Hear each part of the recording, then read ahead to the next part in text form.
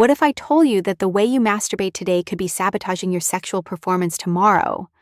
Not just slightly, not just occasionally, but in a very real and measurable way that affects your confidence, your relationships, and your quality of life as a man over 60.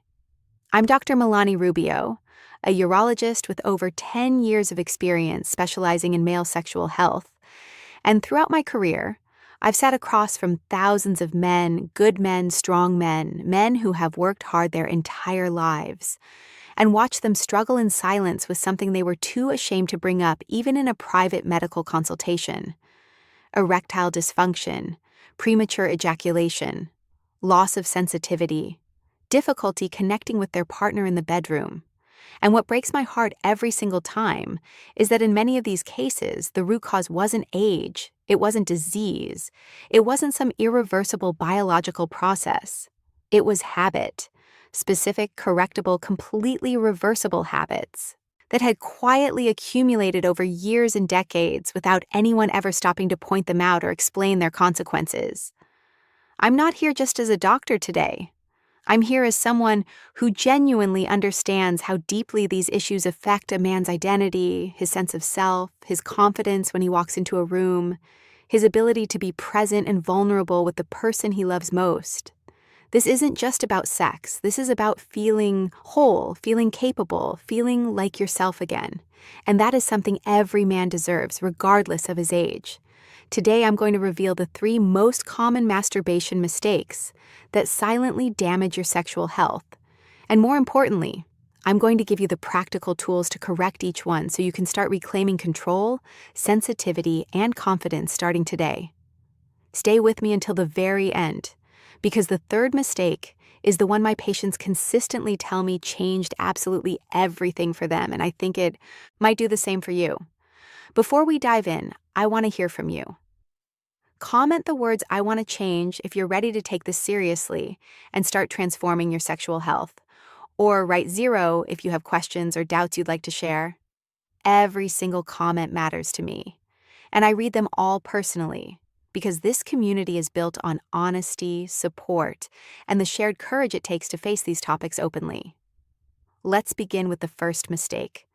And I want you to pay close attention here because this one affects far more men than most people realize, including men who consider themselves sexually experienced and knowledgeable.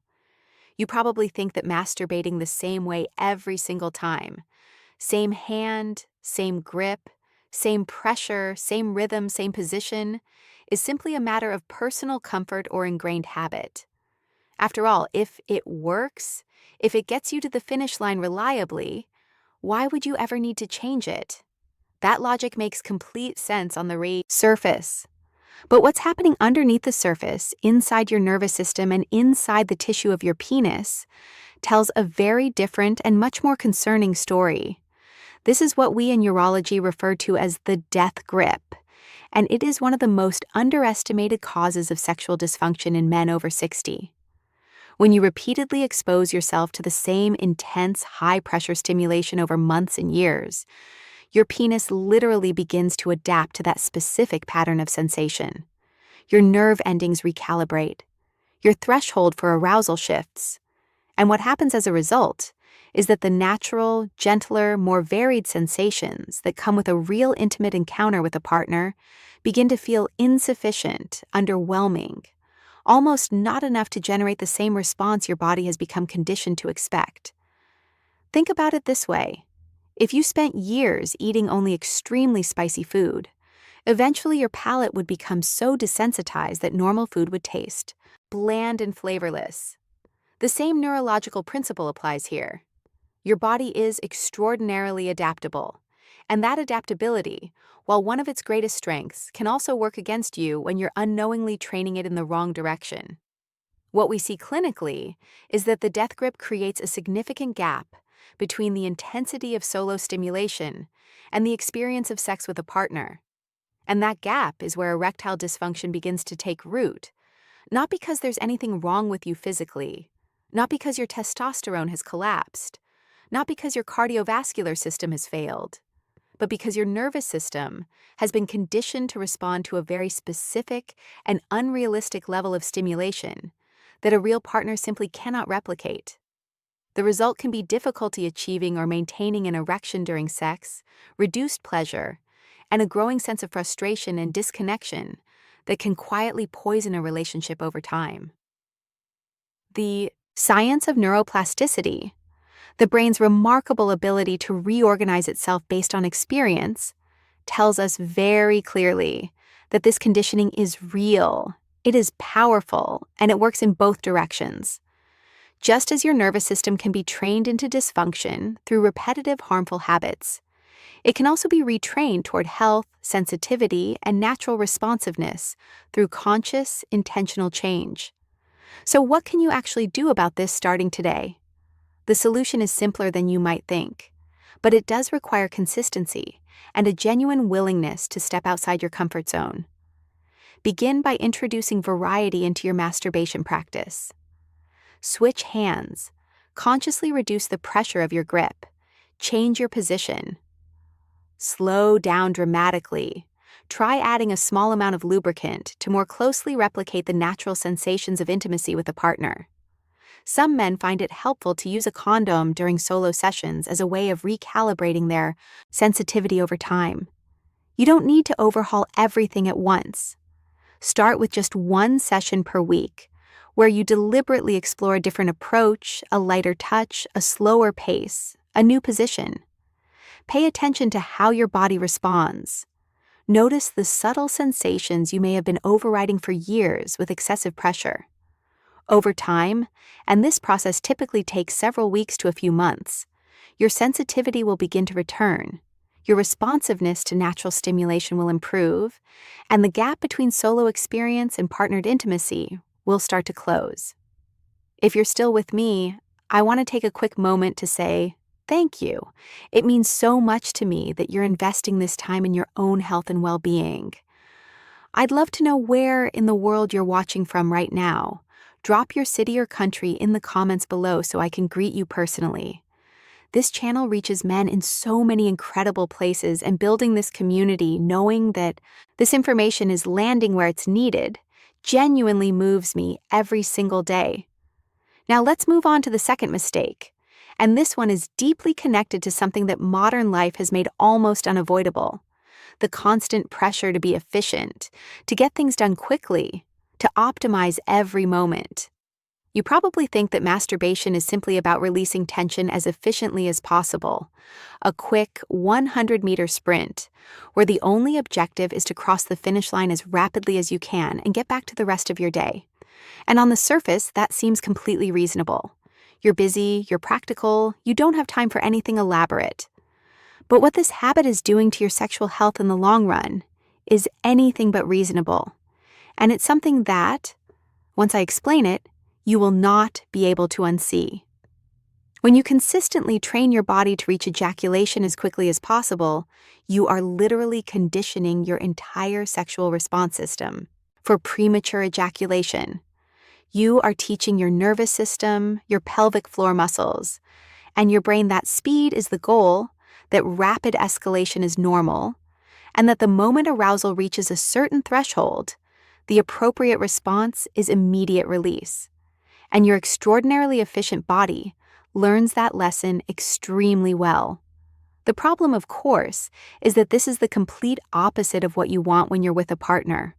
In real intimate encounters, you want duration, control, presence, and the ability to stay in the experience long enough for both of you to feel deeply connected and satisfied. But if your nervous system has been trained through years of rushed solo sessions to associate arousal with rapid ejaculation, you've essentially created a deeply ingrained physiological reflex that works directly against your intentions in the bedroom. The science here is unambiguous. Studies on neuroplasticity consistently demonstrate that habitual behaviors reshape the nervous system's response patterns. Rushed masturbation doesn't just reflect impatience. It actively trains your ejaculatory reflex to trigger faster and faster over time, and it fuels a particularly vicious cycle that I see in my practice constantly. The man rushes through masturbation, conditions himself for premature ejaculation, experiences premature ejaculation with his partner, develops performance anxiety as a result of that experience, and that performance anxiety, that background hum of worry and self-monitoring that follows him into every intimate encounter, becomes itself a powerful trigger for both premature ejaculation and erectile dysfunction. This isn't your fault. No one taught you that the habits you formed during the private moments of your life could have such far-reaching consequences. But now you know, and knowing changes everything. The solution is to transform your masturbation practice from a quick sprint into something much more like a marathon or, better yet, a mindful exploration. Set aside genuine private time, without distraction, without a clock, without any pressure to arrive anywhere quickly. Begin slowly, breathe consciously, allow arousal to build gradually, and then deliberately practice pulling back from the edge before it becomes inevitable. This technique, which sexual health specialists call edging, is one of the most powerful tools available for training ejaculatory control. As you approach the point of no return, slow down, breathe deeply into your belly, shift your focus from the goal of orgasm to the experience of sensation itself. Do this repeatedly within a single session.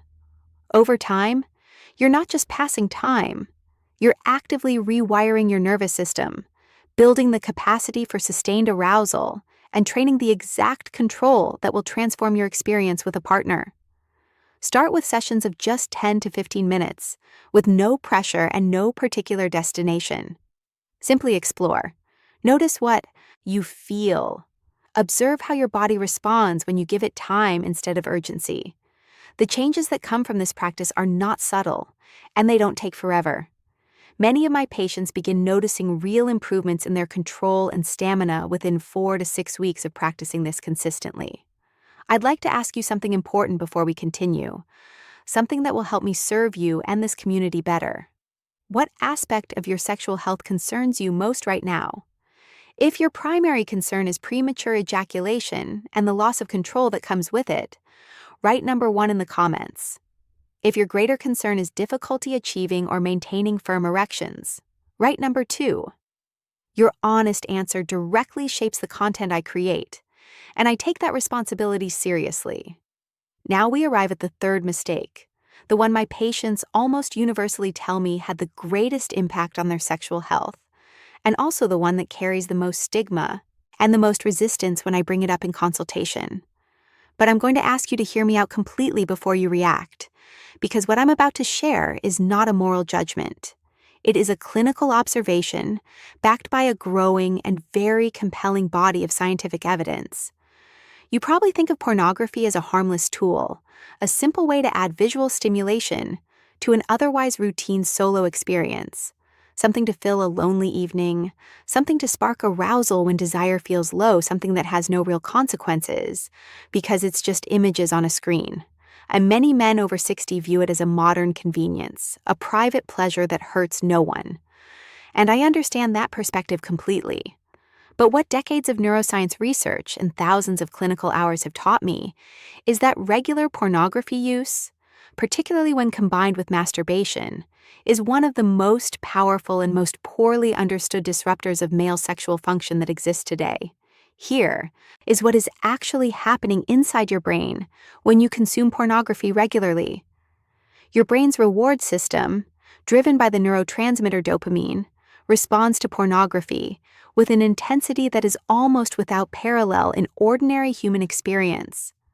The combination of visual novelty, the infinite variety of content that is always just one click away, and the physical pleasure of masturbation creates a neurological cocktail that is genuinely difficult for the brain to resist and extremely difficult for real life to compete with. Over time, with repeated exposure, your brain does what it always does with powerful, repeated stimuli. It adapts, it recalibrates, it raises the bar. The content that felt intensely arousing 6 months ago begins to feel ordinary, and the brain begins seeking something more novel, more intense, more extreme, in order to generate the same dopamine response. This is not a character flaw. This is basic neuroscience. This is your brain doing exactly what it was designed to do, and it is happening to men everywhere, including men who are educated, self-aware, and genuinely committed to their relationships. The clinical consequence of this process is what researchers now call pornography-induced erectile dysfunction, and it is far more common than most people realize. What happens is that the brain becomes so accustomed to the hyper-stimulating, endlessly novel world of pornography that real intimacy with a real person, with all of its beautiful imperfections and its quieter, more subtle sensations, begins to feel comparatively underwhelming. The brain doesn't generate the same dopamine surge it has come to expect, and without that surge, the physical arousal response, including erection, becomes inconsistent, unreliable, or absent altogether. And the man sits across from me in my office confused and ashamed because he genuinely still loves his partner. He genuinely still wants to be intimate, but his body simply isn't responding the way it used to. The solution I recommend is what I call a digital detox, and while it sounds simple, I want you to approach it with the seriousness it deserves. Begin by removing pornography from your masturbation practice entirely. Replace it with your own imagination, with memories of real, intimate experiences, with new fantasies you create yourself. Redirect your attention to the physical sensations in your own body, rather than to external visual stimulation. If you find that your imagination needs a gentler form of support, consider erotic literature or tasteful audio content as transitional alternatives that engage your mind without the neurological overload of visual pornography. Begin with just one pornography-free session per week. That single change, practiced consistently, begins the process of neurological recalibration almost immediately. Many men notice a meaningful return of natural sensitivity and spontaneous arousal within 4 to 8 weeks. The brain, given the chance, is remarkably good at healing itself. So let's take a step back and look at the full picture of what we've covered today, because I don't want you to leave here with just 3 pieces of information. I want you to leave with a fundamentally new way of understanding and relating to your sexual health. The death grip desensitizes your penis and creates a gap between solo stimulation and real intimacy that can make erectile dysfunction feel inevitable, when in fact it is completely reversible. Rushed masturbation trains your nervous system for premature ejaculation and fuels the performance anxiety that makes every intimate encounter feel like a test you might fail.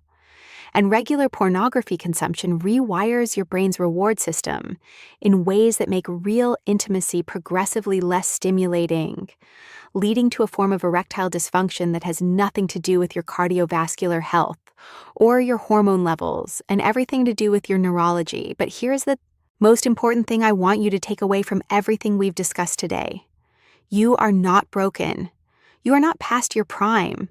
You are not experiencing the inevitable decline that nobody can do anything about. You are a man whose nervous system has been shaped by habits, and habits can be changed. Your neuroplasticity, your brain's capacity to reorganize and rewire itself in response to new experiences, is still very much alive and working in your favor the moment you decide to use it intentionally.